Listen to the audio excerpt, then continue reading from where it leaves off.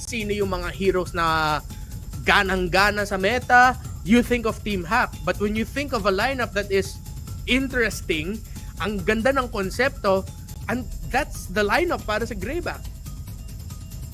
This is how they would want to show themselves in their first match sa Day 2 ng Group B.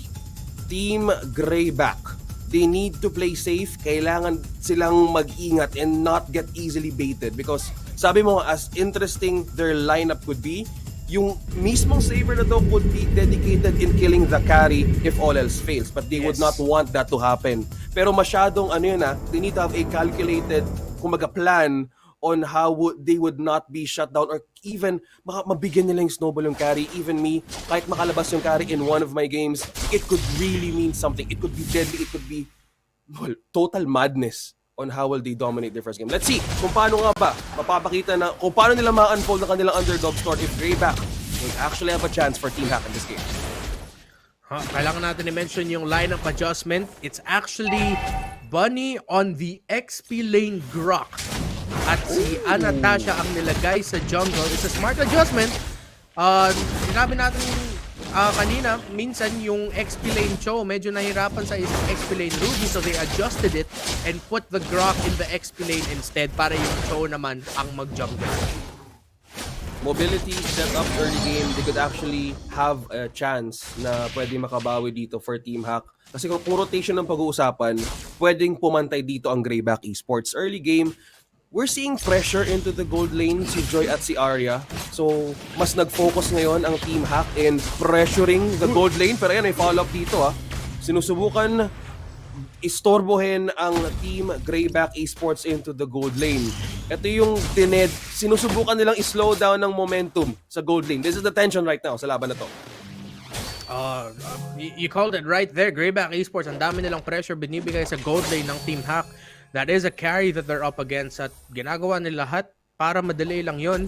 As we go into the first turtle of the game, maybe a first blood, maybe a trade of kills, or baka mag-play safe lang yung dalawang teams natin, maybe especially Grayback Esports, but let's see. As Bunny and Suni, trade na sila ng damage dito. Kessie has the ultimate up. Will the ultimate of the Saber, will the sweep be enough to stop Anatasha? Arya, may ultimate na din dito on the Kaja. Here comes Team Hack, gonna be contesting and pushing back Grayback Esports away from distance. Gonna be the ultimate coming in from the Kaja, and that's gonna be the beautiful setup! The wild charge! Numenon Blast! Galing sa Team Hack!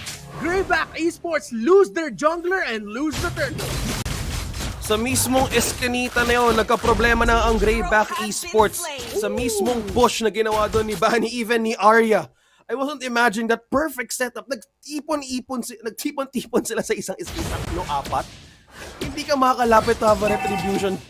Well, contention sa mismong skirmish na yon that hindi man lang nakapwesto ng maayos ang Grayback Esports, and this could actually be a problem for their end dahil setups, Team Hack, Bunny, Anastasia, and Arya. There's 3 heroes here na pwede makapagbigay ng magandang angles for Joy and even for Yan. Kailangan nila mag-ingat. This is the positioning na kailangan ingatan ng Grayback Esports. Exactly. Grayback Esports, kailangan talaga nila mag-ingat din sa positioning, sa team fighting. As you mentioned, OSX, pag nahuli sila sa eskinita, mahuhuli talaga sila ng Team Hack sa sobrang dami nilang abilidad pang AOE to get that surprise set-up play, that burst play coming out. Grayback Esports needs to be careful about that. But Team Hack so far, nag-iingat din sila sa presensya ng isang Eve. Nire-respeto din nila yung positioning ni Snow and Peace, and that's gonna be Yan getting hit by the ultimate coming in from the Saber, and Kessie mahuli at mahatak at napitas, and that's gonna be another kick coming in from Anatasha. A double kill now for this carry. Team Hack with the punishment sa Grayback Esports. Joy, Yan, Arya, and Anatasha kailangan mag-back on tayo dahil kumakain sila ng damage galing sa isang Eve. Yumiko as well, nakakapag-free hit. Team Hack needs to back off a little bit away from here, pero gusto pa rin nila mag-pressure. Bunny all the way from the XP lane with the wild charge onto Yumiko. Pero ito naman ang sagot ng Grayback Esports. That's gonna be Sune coming in. Kessie is back onto the map. Arya is gonna get bursted down, pero mahuli pa siya. Yes, is the answer. Bunny now on the run. Bunny, where are you going? Bunny down. Grayback Esports nag-punish naman sa overextension ng Team Hack. Masyadong excited sila makakuha ng kills doon. Sa mismong moment na si Kessie ang unang na-pick off ng Team Hack, that setup was actually good. Na ginawa doon na iyan. Ang pinaka naging blessing dito ng Grayback Esports is yung moment na bumalik na si Kessie at yung setup na ginawa ni Violet. Team Hack was really confident to push forward to take the risk. Ang naging problema lang dito, buo na ang Grayback Esports to have that counter punish. And sa nakita natin, mukhang ang Grayback Esports ang nagbe-bait sa Team Hack sa mga ganong klaseng errors, Renmar. At kung gagawin nila paulit-ulit, if they would have the chance to punish them from those mistakes, Team Hack pwedeng mapanganib dito. Kailangan nila mag-ingat. Even though Team Hack, ang ganda ng early game potential nyo, still a very close game. May konting lamang sila sa gold. They have all the damage and all the tools to punish Grayback Esports and end the game fast. Kailangan nila mag-ingat. They can't do what they did earlier. Hindi nila na-respeto yung comeback potential ng Grayback Esports sa laban na yun. And Grayback, binakita nila, okay, kung mag-overextend kayo, mapapunish talaga kayo. Kaya kailangan namin mag-counterplay. So, 50 seconds until the next major objective spawns. This turtle, again, the pressure onto the gold laners continues. Nag-switch na nga ng lanes because these two teams want their gold laners closer to the turtle fights. Eyes on the winning condition. Grayback Esports, nakatarget pa rin kay Joy. Magiging masaya yung araw nila pag tuloy-tuloy ang isang momentum ng carry na 2-1-0. Meron na siyang corrosion side. So, time is actually needed for Team Hack para makapagbigay ng farm. Pero ngayon, mukhang may mahuhuli ngayon sa tore ng Team Grayback Esports. Is this a counter punish or is this a counter go? Na-stun dito si Anastasia. Pero si Arya mapanganib dito. Yumiko takes the kill. Pero yan na pwedeng makuha ni Kessie. Back away, Team Hack. Mukhang napanganib doon sa mismong lalim ng kanilang tore na paidadive sana sa Grayback Esports. Pero Kessie hindi pa rin huminto. Talagang hinabol si Anastasia. This is an open window for the turtle sa Grayback Esports. Sinet up mo na nga OSX. Counter punish or counter go? The answer was counter punish. Grayback Esports. Again, Team Hack here. Grayback is the underdog here. Fresh squad sila. They were recently just formed. This Grayback squad na naglaro ng Gladiatrix Cup was a different squad.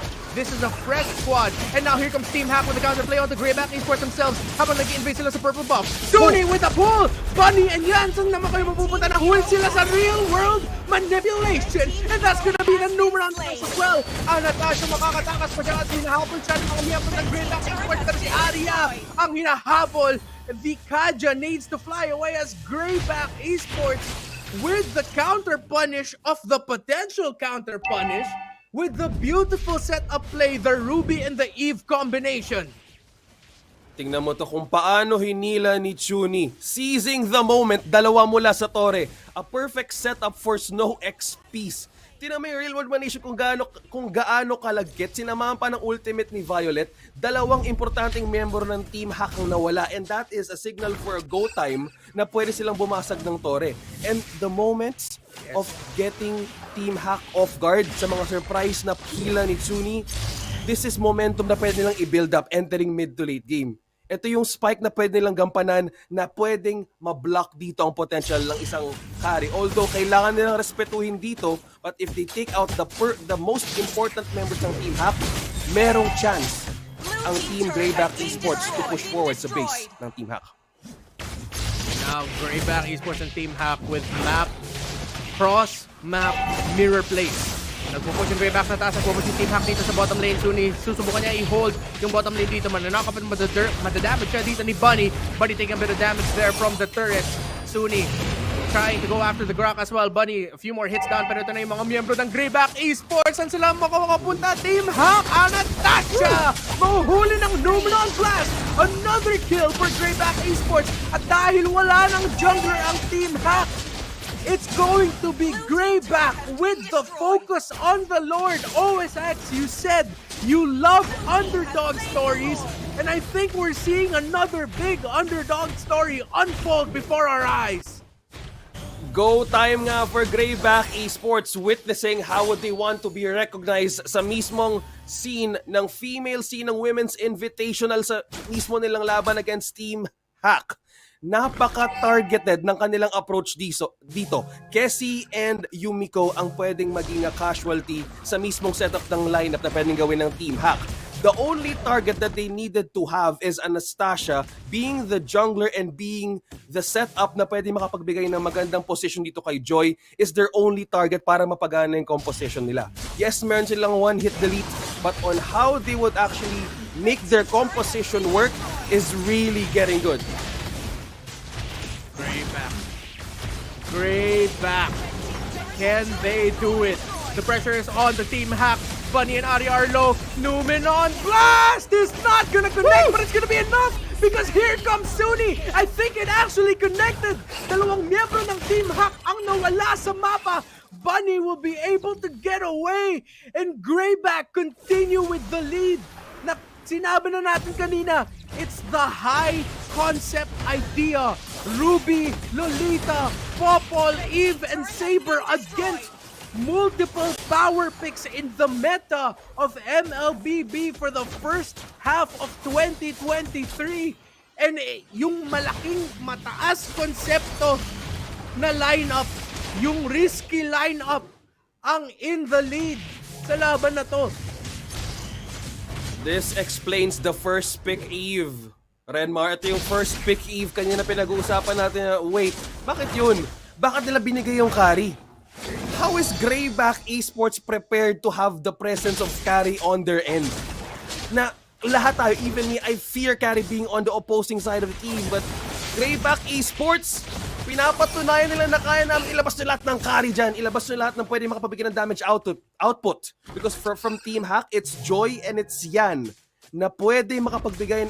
The only two players na pa pwede makapagbigay ng damage. But on the side of Grayback Esports, there's Kessie, there's Yumiko, there's no XPs. This is CC, this is AoE burst damage na pwedeng mapagana sa maling pagkakataon na pwedeng ma-microhan ng Grayback Esports. Now it's just how Freeze Lane is working and baiting Team Hack na lumabas. Mukhang ang bait dapat mapunta sa Team Hack na keys to victory. That bumaliktad na. Dahil Grayback Esports is just proving something else sa laban na to. Team Hack going into this, the stronger of the two teams. Pero si Kessie mukhang makakahuli na kay Arya. Arya is gonna go down! Arya finally down! And that is the members of Team Hack going in for the counterplay. Bunny with a beautiful wild charge to the backline.